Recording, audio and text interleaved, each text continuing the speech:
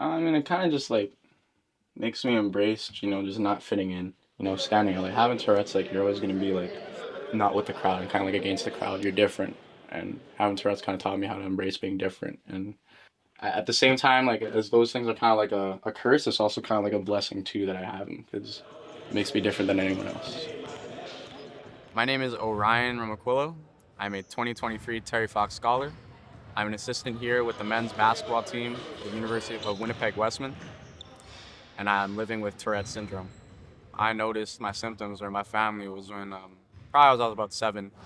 We were on a trip in Orange County, California, and I can remember vividly that just we went to Disneyland and we went to an Angels game there, and I could vividly remember just not being able to control myself in a crowd. Not being able to handle myself. I'd have, things that would happen to me, like I'd swear and I couldn't control it, or I'd like flip people off in the distance, but I wasn't directing it towards them, but I just couldn't control it.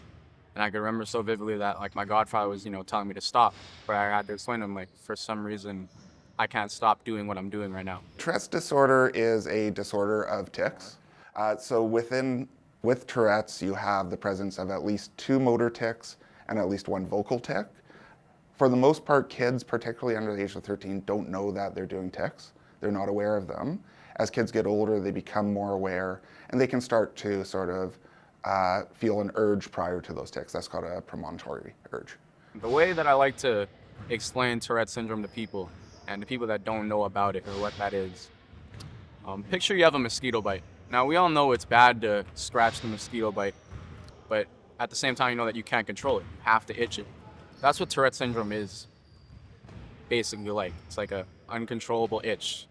They get worse. They follow broad patterns where they're worse in times of both excitement and stress. They are almost always worse in like September when school's starting. They're worse over the holidays.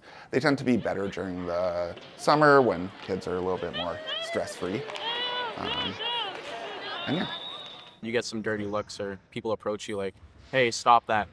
And my mom always advocated for me. She always stuck up for me in situations like that. So, I owe it all to my mom for being there throughout my childhood for me in terms of my disability and all that.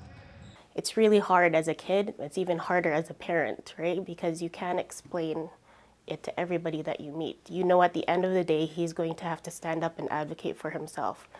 And what your responsibility is to make sure that you build up enough confidence in him that he can advocate for himself, that he can stand up for himself. Last 3-4 years, I've just been volunteering with the kids at the special needs and resources department at my old high school, Garden State Collegiate. It started as I was just going to volunteer with these kids just to get my volunteer hours up. And from there on, I had volunteered so many hours just helping them out. And then I started to realize, I actually enjoy working with people like me. Acknowledging that I have Tourette's and acknowledging what makes me me, and just trying to stand out from the crowd and just be my own person. So Tourette's is my superpower.